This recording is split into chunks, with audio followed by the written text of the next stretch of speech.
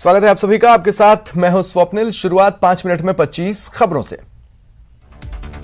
BJP के संसदीय board में बड़ा बदलाव हुआ है। केंद्रीय मंत्री नितिन गडकरी को पार्टी के संसदीय बोर्ड से हटा दिया गया। साथ ही मध्य प्रदेश के मुख्यमंत्री शिवराज सिंह चौहान को भी हटाया गया है। बीजेपी अध्यक्ष जेपी नड्डा ने बीजेपी केंद्रीय चुनाव समिति का गठन किया। इसमें 15 नेता शामिल हैं। राजस्थान से ओम प्रकाश माथुर, भूपेंद्र यादव शामिल किए गए। मुफ्त की योजनाओं पर सुप्रीम कोर्ट की टिप्पणी। राजनीतिक दलों को चुनावी वादा करने से नहीं रोक सकते, लेकिन यह देखना जरूरी है कि सरकारी धन का इस्तेमाल सही उद्देश्य के लिए हो रहा है या नहीं। रक्षा मंत्री राजनाथ सिंह ने थल सेना प्रमुख को देश में ही विकसित सैन्य उपकरण और सिस्टम सौंपे। इसमें नई जनरेशन की एंटी पर्सनल लैंडमाइंस निपुण शामिल है। सुकेश चंद्रशेखर मामले में अब अभिनेत्री जैकलिन फर्नांडिस की मुश्किलें बढ़ती दिख रही हैं। ईडी ने अभिनेत्री को रंगदारी मामले में आरोपी बनाया है। ई पलानीसामी को मद्रास हाईकोर्ट से बड़ा झटका। तमिलनाडु के पूर्व मुख्यमंत्री पलानीसामी को मद्रास हाईकोर्ट से बड़ा झटका लगा है। हाईकोर्ट ने उनकी एआईएडीएमके के महासचिव के तौर पर नियुक्ति को अयोग्य ठहराया। अगर आप दक्षिण भारत के राज्यों की सैर करने का मन बना रहे हैं तो फिर यही सही समय है। आईआरसीटीसी आपके लिए एक खास पैकेज लेकर आया है। चेन्नई, तिरुपति, मदुरई, कन्याकुमारी आदि डेस्टिनेशंस का आनंद उठा सकते हैं। पैकेज की दरों को काफी कम रखा गया है। जम्मू के सिरदा इलाके में एक ही परिवार के 6 लोगों की मौत के बाद सनसनी फैल गई। ये 6 लोग अपने घर में मृत पाए गए। स्थानीय पुलिस को सूचना दी गई। कश्मीरी पंडित बीते 90 दिनों से जम्मू में धरने पर बैठे हैं। मांग कर रहे हैं उन्हें सुरक्षित स्थानों पर आवास दिया जाए। इससे पहले कश्मीरी पंडित राहुल भट्ट और सांबा की रजनी बाला की आतंकियों ने हत्या की थी। दिल्ली की एक कोर्ट ने आतंकवादी संगठन आईएसआईएस के कथित सदस्य को 30 दिनों की न्यायिक हिरासत के लिए एनआईए को सौंप दिया। आज रेलवे ने कुल 105 ट्रेनों को रद्द किया है। 12 ट्रेनों को रेलवे ने डायवर्ट किया है।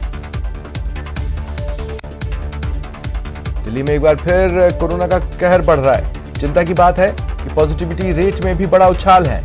दिल्ली में कोरोना का पॉजिटिविटी रेट करीब 20% तक पहुंच चुका है।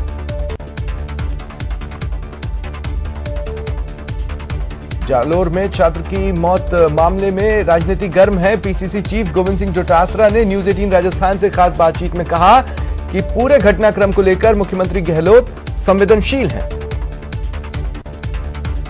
बीकानेर में मंत्री गोविंद राम मेघवाल और एक युवक के बीच बातचीत का ऑडियो वायरल हो रहा है। इसमें युवक जालोर मामले में मंत्री जी की चुप्पी पर सवाल उठा रहा है। मंत्री जी ने युवक की फोन पर ही क्लास लगा दी। ऑडियो वायरल होने पर मंत्री ने सफाई दी। कहा यह बीजेपी के इशारों पर युवक ने साजिश रची। भरतपुर में कैबिनेट मंत्री विश्वेंद्र सिंह ने जिले की तहसील डीग को जिला बनाने की मांग उठाई है। हाई लेवल कमेटी के अध्यक्ष राम लुभाया को पत्र लिखा। जमवा रामगढ़ के रायसर में महिला पर पेट्रोल छिड़ककर आग लगाने का मामला सामने आया। बीती रात महिला के अस्पताल में मौत हो गई। परिजनों ने पड़ोसियों पर आरोप लगाए।